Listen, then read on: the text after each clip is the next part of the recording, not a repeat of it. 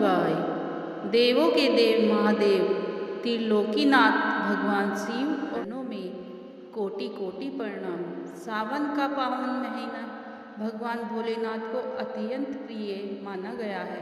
इस महीने में जो भक्त सच्चे मन, श्रद्धा और विश्वास के साथ भगवान शिव की आराधना करता है, सावन सोमवार का व्रत रखता है और शिवलिंग पर जल, दूध, बेलपत्र तथा पुष्प अर्पित करता है, उसके जीवन के अनेक कष्ट भगवान भोलेनाथ की कृपा से दूर होने लगते हैं, मनोकामनाएं पूर्ण होती है और घर परिवार सुख, शांति, समृद्धि तथा सौभाग्य का वास होता है। आज सावन महीने का पावन सोमवार है, इसलिए आइए श्रद्धा और भक्ति के साथ सुनते हैं सावन सोमवार व्रत की पवित्र कथा।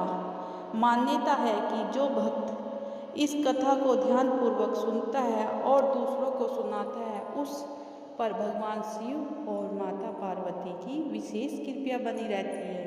इसलिए कथा को बीच में छोड़े बिना अंत तक अवश्य सुने। प्रेम से बोलिए ओम नमः शिवाय, हर हर महादेव। बहुत समय पहले की बात है, एक नगर में एक साहूकार रहता था। उसके पास किसी चीज की कमी नहीं थी। उसके जीवन में एक बड़ा दुख था, उसे कोई संतान नहीं थी। संतान प्राप्ति की इच्छा उसके मन में दिन रात बनी रहती थी। उसने भगवान शिव की शरण ली। साहूकार प्रत्येक सोमवार को विधि विधान से भगवान शिव का व्रत रखता।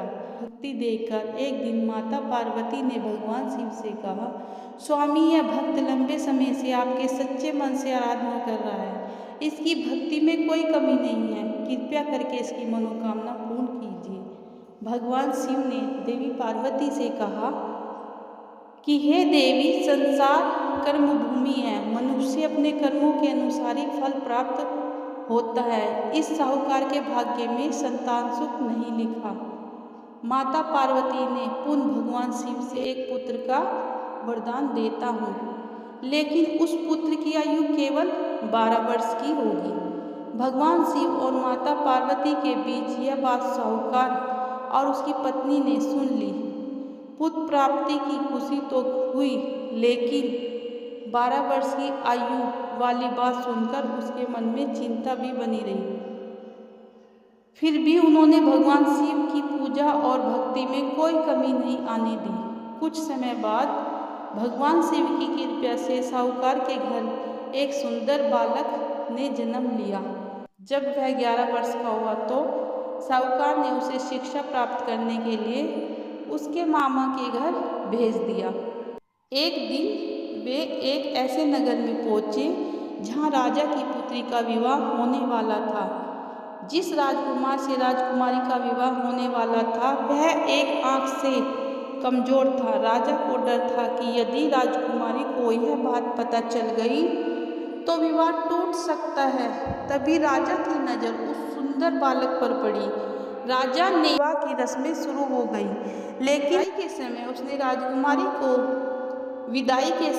उसने राजकुमारी की चुनरी पर एक संदेश लिख दिया, जिस युवक से तुम्हारा विवाह हुआ है वह मैं हूँ। असली राजकुमार एक आंख से कमजोर है, इसलिए पूरी सच्चाई जानकर ही अपना निर्णय लेना। जब राजकुमारी ने वह संदेश पढ़ा तो उसने अपने पिता से सारी बात कर दी। राजा को सच्चाई का पता चला। उसने उस राजकुमार से अपनी पुत्री का विवाह करने से इनकार कर दिया और उस सत्यवादी बालक का विवाह राजकुमारी के साथ विधि विधान से कर दिया। कुछ समय बाद बालक अपनी पत्नी को वहीं छोड़कर शिक्षा पूरी करने के लिए काशी चला गया।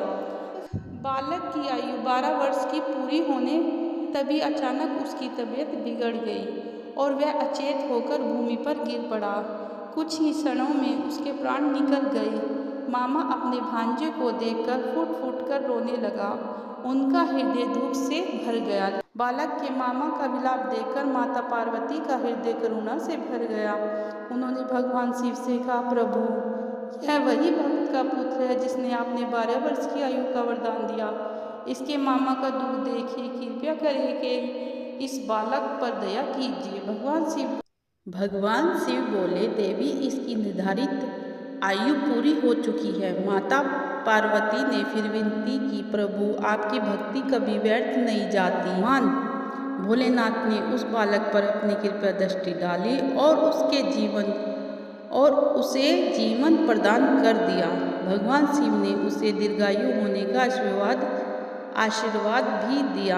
अपनी पत्नी के साथ अपने घर वापस लौट आया। उधर उसके माता पिता अपने पुत्र की प्रतीक्षा में दिन रात भगवान शिव का स्मरण कर रहे थे। उन्होंने मन ही मन प्रण लिया था, यदि उनका पुत्र जीवित लौट आया तो वे जीवन भर भगवान शिव की पूजा करेंगे और सावन सोमवार का व्रत रखेंगे। जब बालक अपनी पत्नी के साथ घर पहुंचा और माता पिता के चरणों में प्रणाम किया तो अपने पुत्र को जीवित देखकर साहूकार और उसकी पत्नी की आंखों से खुशी के आंसू बहने लगे। घरों में चारों ओर आनंद छा गया। भगवान शिव का भव्य अभिषेक कराया गया, गरीबों को भोजन कराया गया और दान पुण्य किया गया। उस दिन से साहूकार उसका पूरा परिवार जीवन भर भगवान शिव की भक्ति में लगा रहा और सावन सोमवार का व्रत श्रद्धा से करता रहा। भोलेनाथ, जिस प्रकार आपने भक्त की सच्ची भक्ति से प्रसन्न होकर उसके जीवन का सबसे बड़ा संकट दूर किया, उसी प्रकार जो भी भक्त श्रद्धा और विश्वास के साथ आपका स्मरण करता है उसके जीवन और दुख और संकट भी दूर किया।